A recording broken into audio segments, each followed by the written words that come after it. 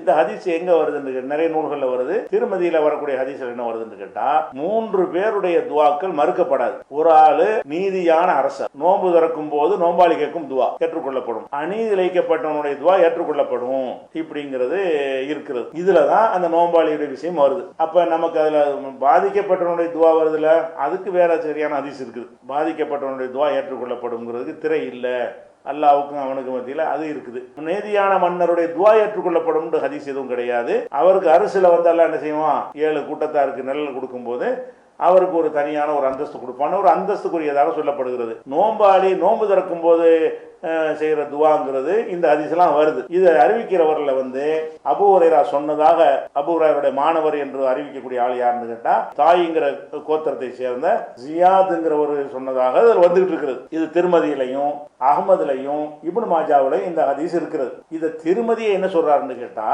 இந்த ஹதீஸ் வந்து அறிவிப்பாளர் தொடர் வலுவானது அல்ல. இரண்டாவது இது வந்து அறிவிப்பாளர் தொடர்பு அருந்த ஹதீஸாக இருக்கிறது.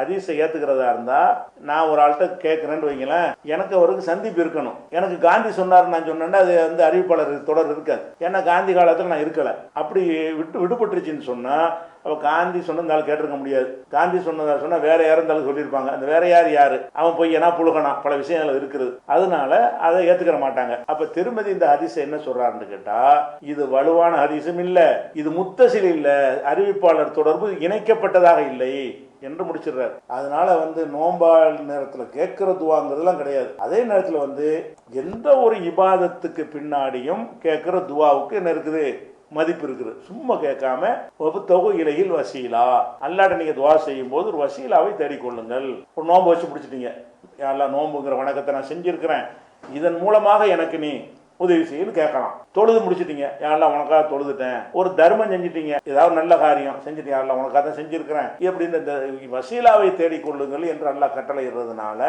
அந்த குகையில கூட 3 பேர் ஒரு மாட்டிக்கிடுவாங்க. அந்த ஹதீஸ் அடிக்கடி உங்களுக்கு சொல்லி இருக்கிறோம். ஒரு மலையில வருவாங்க, மழை பெஞ்சிருக்கு, குகையில மாட்டிடுவாங்க. குகையில வந்து பாறை வந்து அடைச்சிடும். 3 பேரும் துவா செய்வாங்க. எப்படி துவா செய்வாங்க, நம்ம வாழ்க்கையில நம்ம செஞ்ச அல்லாவுக்காக செஞ்ச காரியம் இருக்கும்ல, அதை சொல்லி நம்ம விடுவிக்க சொல்லி அல்லாட்ட துவா செய்வோம்னு சொல்லி, அல்லா இது உனக்கு தான், நான் உனக்கு பயந்து தான் செஞ்சேன், அதனால எங்களை காப்பாத்துனோட அது விலகியது. 3 பேரும் துவா செஞ்சு முடிச்சவொடனே வெளியேறி வந்தார்கள் இருக்குல்ல, அதான் துவா. அந்த மாதிரி செய்யலாம். எந்த ஒரு அமலையாவது செஞ்சு தூய்மையாக இஹ்லாஸா செஞ்சோம்னு சொன்னா அதுக்கு பிறகு கேட்கிற துவாவுக்கு ஒரு மதிப்பு இருக்கிறது. அதனால நோன்புக்கு பிறகும் எந்த ஒரு இபாதத்துக்கு, நோன்புக்கு மட்டும் இந்த ஹதீஸை சொல்லாம எந்த ஒரு இபாதத்துக்கு பின்னாடியும் நம்ம என்ன செய்யலாம், ஒரு துவா செய்யலாம். அது குர்ஆனே நமக்கு வலியுறுத்துகிறது. அந்த குகையில் மூவருங்கிற அந்த ஹதீஸ்லையும் நம்ம அந்த சட்டத்தை எடுத்துக்கொள்ள முடியும்.